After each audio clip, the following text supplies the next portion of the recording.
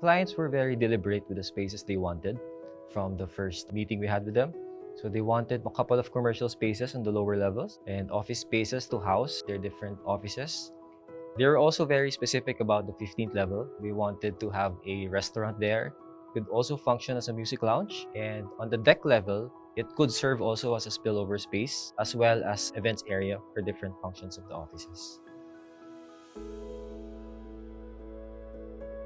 The lot is about 398 square meters, and the main challenge for us is how to fit all of these spaces within this lot. 4th, 5th, and 6th levels will all be parking levels, so we can use the ground floor as commercial space. And then by doing that, we were able to lift the lobby to the 2nd floor, clearly separating the commercial and the office spaces. In terms of the parking area, we take the option of using car lift. And then to double the amount of parking spaces, we use the stock parking system. When we were told about the project, we felt like it was very daunting because it poses a lot of challenges. One of the challenges was the size of the lot. It's very compact, and the site is situated in a flood-prone area. So based from the soil test report, the site consists of silt and clay.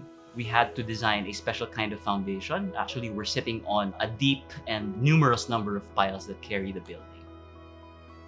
So the design of the building emanated from this idea that it would be a herald of prosperity, a herald of multiple promises. To the owners of the building, we wanted it to be a kind of reminder of their why, their mission statement.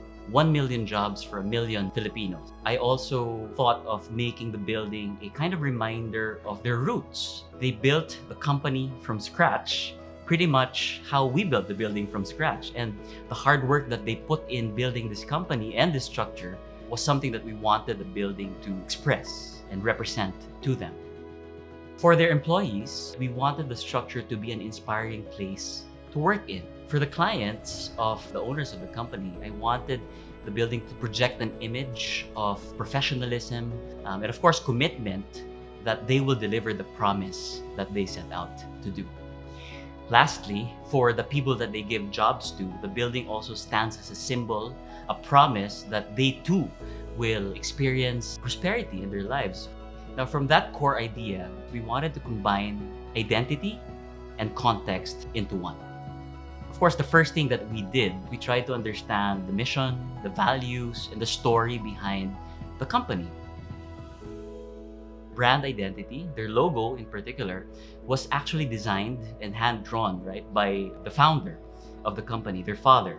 So it carried so much meaning and intent that when we extracted the essence, we kind of read it as having a forward kind of trajectory that is very hopeful and optimistic and progressive. In our practice, we always believe that architecture is simply a response to context. So in this case, we then converted these patterns into a system of external sun shading devices, or Brise-Soleil, which is French term for a sunscreen. It basically wraps around the building, it twists and rotates to kind of respond to the different angles of the sun to make sure that the interiors of the building are protected from heat. We also wanted to come up with a new model for how to design high-rise structures in tropical climates, or the Philippines for that matter. So what we tried to do here is to combine the technologies of, let's say, the curtain walls, of low E glass, with typical responses to deflect the heat from going into the interiors.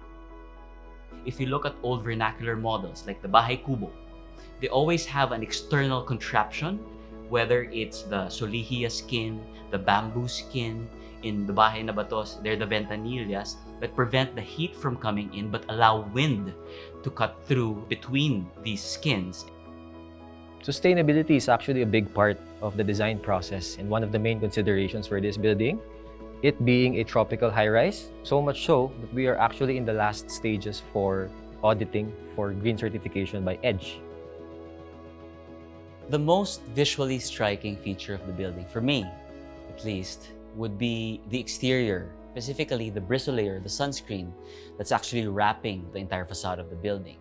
So the texture, the lines, they not only function well, but they're a visual treat already on its own. But when the sun shines, the shadow patterns that they create is a kind of an ever-changing pattern as well that alters the character of the facade in an instant.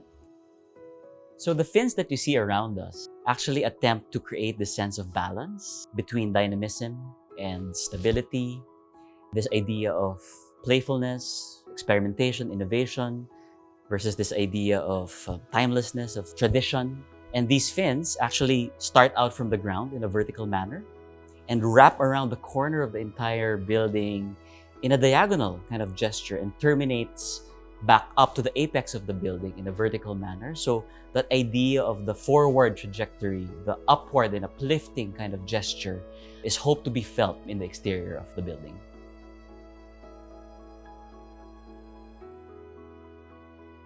And I think the biggest challenge that we kind of imposed ourselves was how to come up with a building that carried significant meaning to not only the owners and the main proponents of the structure, the offices, but also to their employees, but more importantly, to the people that they give jobs to. So we designed this building with the hope of uplifting others and inspiring them to do the same. Yeah, so one of the strings that kind of binds all of our endeavors together is this idea of positive change, this desire to affect the lives of people that we serve, directly or indirectly, in a positive way. Our eventual goal is to inspire them, to uplift them, to give them optimism so they can hope for a better future, and to give them a place of work where they can be inspired every day, and eventually so they can call their place of work home. We're not exactly in the CBD. The owners could have easily built a structure that blends, but they wanted a structure that could stand out, that could cause a kind of inspiration and a ripple effect so that the architecture and the people around us could also follow suit, that would all kind of work together to create a desirable and an inspiring urban environment to exist in. At the end of the day, I think if we are able to cause lives to be a little bit better, then I think we've done our job.